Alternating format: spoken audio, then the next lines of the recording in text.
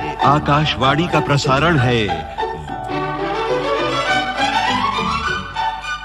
You surely must have heard this familiar, vibrant voice on radio. But how did this humble medium that brought this voice to life evolve in India?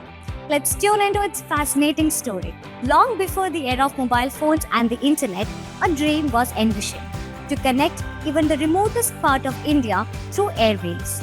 That vision has grown stronger over the years. What began as the Indian Broadcasting Company in 1927 has evolved into what we now know as Akashvani, a network that today reaches over 90% of Indians through 591 stations, broadcasting in 23 languages and 146 dialects. And it is this enduring journey that we are celebrating today as the National Broadcasting Day. 23rd July 1927 was the day that marked the birth of organized radio broadcasting in the country, taking news, information, education, and entertainment to every corner of the country and spreading awareness, especially in rural areas. During the freedom movement as well, radio became a powerful tool for disseminating information and fostering unity. Over the years, India's broadcasting landscape has evolved significantly with the establishment of Prasar Bharati Corporation in 1997 and the launch of DTH services for AIR and Doordarshan in 2004, expanding their reach like never before.